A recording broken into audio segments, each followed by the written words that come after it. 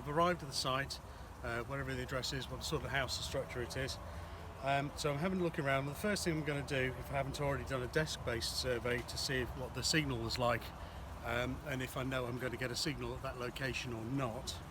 Okay, so using Open Signal, I've got an idea straight away that that's where I should be facing to get the best signal from the nearest mast.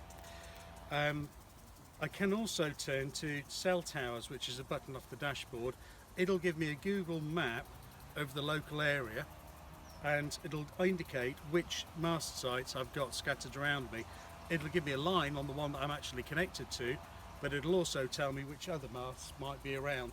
So for when we get up high on somebody's roof, it might be that one of the masts is a 60 meg connection or a 90 meg connection, whereas the immediate one that's closest is only 30.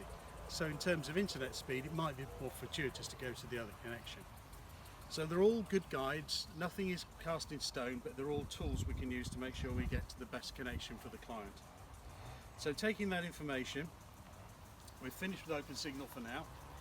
We've powered on the unit, so we've got to find a power source, run an extension cable from somebody's house. We've got the 1.2 amp power supply plugged into the mains, or we can get a 12 volt car adapter, so you can do it from your car or van.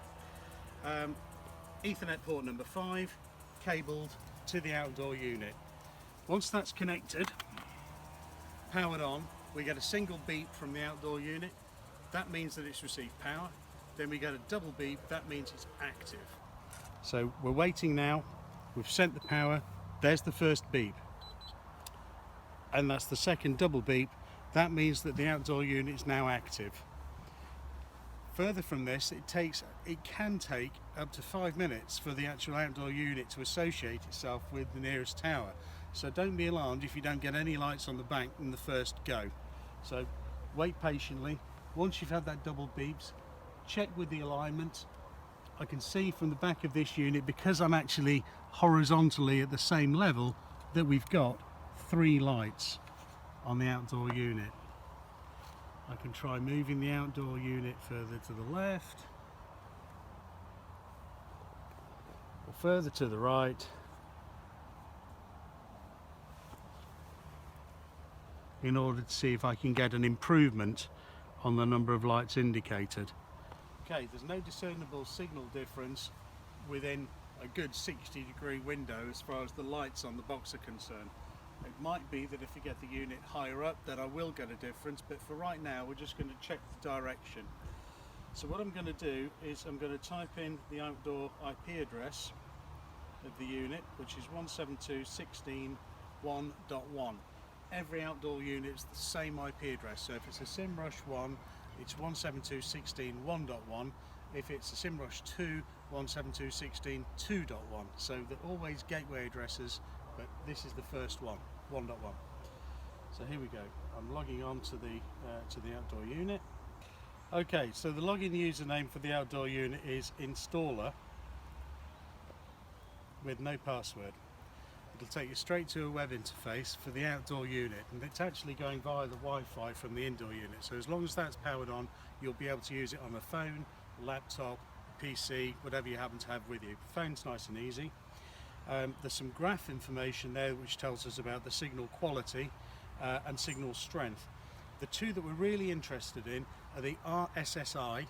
That's the signal strength. It's the combined strength of quality and all the elements that's coming in. So it's measured in decibels, and as long as we've got a signal strength that's between -80 heading to higher signal strength, so -80, -70 is more, -60 is more still, -50 is more again. So the lower the number in the RSSI, the better it is.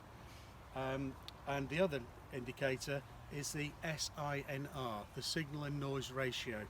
We're looking for positive figures in that, so anything above 0 is good, leading up towards anything in the teens, heading towards 20 or plus 20 means we're getting really good signal quality. You might find that where you have the direction of the outdoor unit, when it comes to doing a speed test, you might have good download speed but poor upload. it may be that the direction of the antenna is behind you. Literally try and do a speed test in both directions.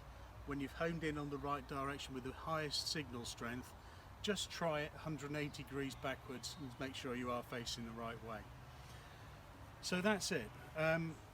Okay, so if we're not getting high SINR numbers, so if we're only just floating around zero or in negative figures, then we need more height. That's the secret to getting a good service. That's why it's an outdoor unit. That's why we can put it on the chimney of somebody's house and get a decent signal. Okay, so now we have the outdoor unit mounted on a long pole. We've now managed to increase our SINR signal strength by 3. So we've got 3 in decibel terms, is worth knowing, is double. So it's significant. It might be small numbers, but 3 dBs is a good increase in signal strength. So again, from here we can try small rotations. Check again. Make sure that we try and keep it vertical. Check again. Small rotations. Check again. At the moment I'm moving away from the service. Okay, so now I'm going to go back anti-clockwise, back to where we started, and again move away. That's a fraction better. Small degree movements, moving further away.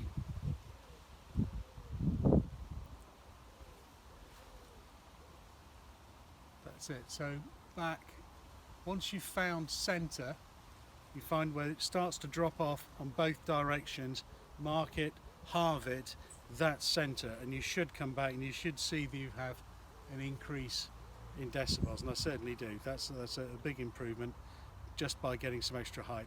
So this pole is what, 15, 16 feet. By the time it's on the house and you've got 20, 30 feet worth of additional height, that really makes an astonishing difference to the amount of speed and throughput that you'll get from the device itself. Speed test, once you've performed and got the alignment the best that you can, then speed test should be done performing the speedtest.freeclicks.net web server. You can do that using the Ookla app. Change the settings on the Ookla app so that you pick up the correct server. Make sure it's the FreeClicks server, that's FREECLIX. It'll come up in the list, FreeClicks Norwich, select that and then perform the speed test. The reason why we do that is the FreeClicks server we know has a lot of spare unused bandwidth, so it's guaranteed rather than just the nearest server to you, so we know it's going to perform well.